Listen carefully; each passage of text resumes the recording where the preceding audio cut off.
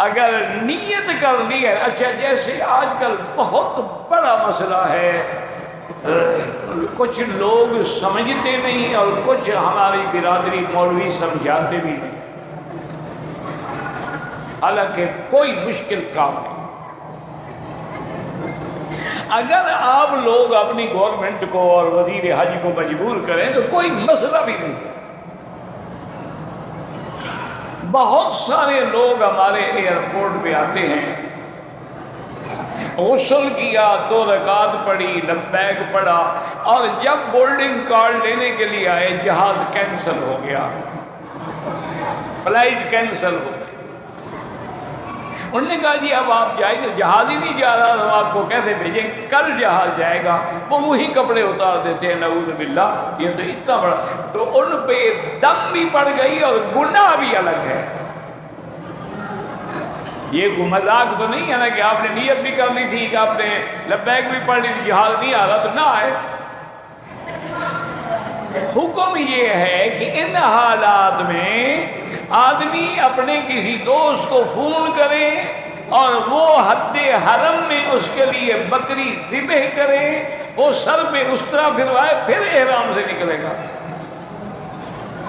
یہ نہیں ہے کہ جب چاہو نکل جائے۔ حضور پاک تشریف لے آئے، رحمت دو جہاں صلی اللہ علیہ وسلم، صلح حدیبیہ کے موقع آپ سارے احرام میں تھے، عمرے کے لیے آئے نا، مکے والوں نے نہیں آنے دیا، تو اب آپ نے کیا کیا؟ آپ نے بکری بھی ذبح کی، وہ تو احتیاط تھی حضور کی، اور سر بھی منڈایا، پھر احرام کھولا۔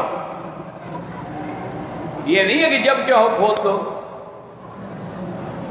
اس لیے اگر یعنی آپ کے پاکستان کے جو وزیر حج ہیں نا، بہت اچھے آدمی، نیک آدمی ہے، میری 1-2 دفعہ حرم میں ملاقات ہوئی ہے، اور زیادہ تو میں نہیں جانتا، لیکن دینیات مذہبی آدمی لگتے ہیں، تو ان کو کہیں کہ ایک آدمی کی ڈیوٹی لگا دیں، ایک آدمی یا 2 آدمی جو 10-10 12-12 گھنٹے ایئرپورٹ پہ ڈیوٹی کریں، کہ جو قافلے ہیں ان کو ٹھہر جاؤ، بھی پہلے عمرے کا طریقہ سمجھ لو۔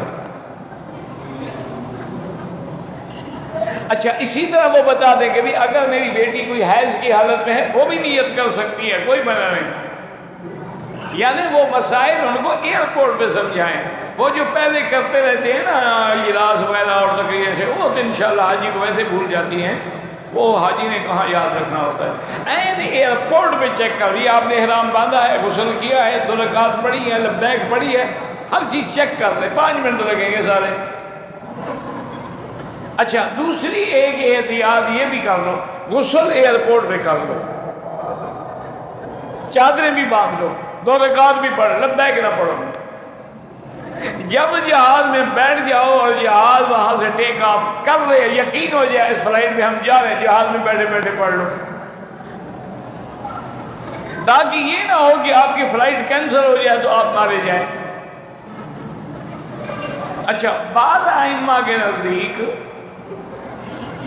ایک حدیث میں ہے کہ آدمی اگر نیت کرتے ہوئے یہ کہہ دے کہ محلی ہے سو حبستنی، یا اللہ پھر میرا مقام وہی ہے جہاں آپ مجھے روک دیں گے، اگر یہ نیت کے وقت کہہ دے تو جہاں روک دیا جائے وہی دم ذبح کرے گا، لیکن اس کو حرم نہیں بھیجنی پڑے گی، ورنہ دم کے لیے ضروری ہے۔ فَإِنْ أُحْصِرْتُمْ فَمَسْتَيْسَرَ مِنَ الْهَدْيِ، یہ قرآن کا مسئلہ ہے، اس کو کہتے ہیں دم احصار، کہ آپ کو روک دیا گیا، بیماری نے روک دیا، جہاز نے روک دیا، پاسپورٹ میں کوئی غلطی آ گئی روک دیا، اب رک گئے، اگر رک گئے ہیں تو حرم میں دم، کیونکہ دم ہوتی ہی حرم میں ہے، فَلْيَبْلُغَ الْهَدْيُ مَحِلَّهُ، کہ لیکن اگر آپ نے یہ کہہ دیا تھا کہ محلی ہے سو حبستنی، یا اللہ میرا مقام وہی ہے جہاں آپ مجھے روک دیں گے، تو پھر وہی ذبح کر سکتے ہیں۔ تو یہ آسانی آپ دم دینی پڑے گی، یہ مخول نہیں ہے کہ جب جائے نا اور یہ 2 دن کے بعد ہی جہاز میں آنا ہے، ہم تو کپڑے اتار کے گھر چلے گئے ماشاءاللہ، پھر اللہ کی رحمت سے گھر میں میاں بیوی بھی مل لی ہے تو اور کام پکا ہو گیا، ایک رکنے والی دم، ایک وہ جنایت والی دم بھی پڑ گئی۔ انہوں نے کوئی تماشا بنایا ہوا ہے، عمرہ تو نہیں نا حج ہے، مذاق بنایا ہوا ہے۔ اللہ کے بندے میری درخواست ہے، گزارش ہے کہ عمرہ کرنا ہو یا حج کرنا ہو، یا تو بالکل نہ کریں، کریں تو پھر سنت کے مطابق، اور کوئی مشکل نہیں ہے، کسی عالم کے پاس 2 منٹ کے لیے بیٹھ کے سمجھ لیں۔ اچھا آج کل باقاعدہ وہ ٹیلی ویژن پر بھی پورا دکھا رہے ہیں کہ احرام کیسے باندھو گے، نیت کیسے کرو گے، لبیک کیسے پڑھو گے، طلاق، ہر چیز ہو، یعنی آدمی کو دکھایا جا رہا ہے، سمیع بصری تعلیم دی جا رہی ہے، پھر بھی آدمی غلطی کرے تو کیا علاج ہے؟ اچھا پاکستان سے احرام باندھیں گے، وہیں سے انشاءاللہ بغل نکال لیں گے، جتنی نمازیں پڑھیں گے کندھا نکال کے، نماز مکروہ۔ وہ کندھا تو صرف طواف میں نکالنا ہے، تم نے پہلے کیوں نکالا ہوا ہے؟ لیکن نہیں، اور کوئی بس یہ ہو یار ہم نے احرام باندھا ہے نا، ان کے بس میں ہو تو عورت کا بھی کندھا نکلوا دیں۔ یہ عجیب قوم ہے حضرت۔ اچھا صفا مروہ میں بھی کندھا نکالا ہوا ہے، مینا مزدلفہ میں بھی کندھا نکالا، وہ ساری نمازیں برباد کر رہے ہو اپنی، خدا کا خوف کریں۔ اچھا پھر عمرے والے میرے کئی بھائی آتے ہیں طواف میں لبیک اللہم لبیک، وہ شریف آدمی جب عمرے میں کعبے پہ نظر پڑے تو لبیک کہنا بند ہو گیا، یہ طواف میں بھی پڑھا۔ اچھا حج میں جب آؤ گے تو جب جمرہ عقبہ پہ کنکریاں مارو گے، بڑے شیطان کنکریاں مارتے ہی وہ لبیک پڑھنا بند ہوگا، میں کہا نہیں یہ پڑھ رہا۔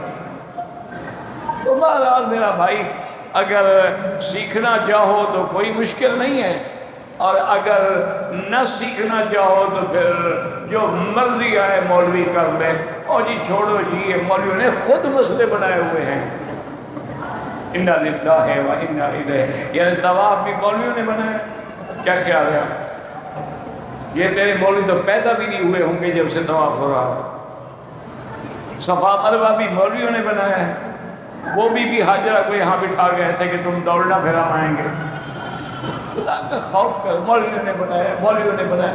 مولوی کوئی مسئلہ نہیں بناتا، یاد رکھو، مولوی کی ذمہ داری ہے مسئلہ بتلانا، وہ بتلاتا ہے، بناتا نہیں ہے۔ اچھا آج کل چھوٹی چھوٹی کتابیں بھی ملتی ہیں، عمرے کی بھی ملتی ہے، حج کی بھی ملتی ہے، اچھا ہر مسلک کی ہے، شافعیوں کی، حنفی کی، مالکی کی، حنبلی کی، حدیثوں کی، سب مسلک کی کتابیں موجود ہیں۔ آپ کا جو مسلک ہے اسی عالم کی کتاب لے لیں تاکہ آپ کو جھگڑا نہ پڑے کہ جی ایک کتاب میں یوں لکھا ہے اور ایک میں توں لکھا ہے، اصل میں تیرے دماغ میں یوں لکھا ہے، کتابوں میں صحیح لکھا ہوا ہے، تم جو نہ سمجھ سکو اب کیا کریں؟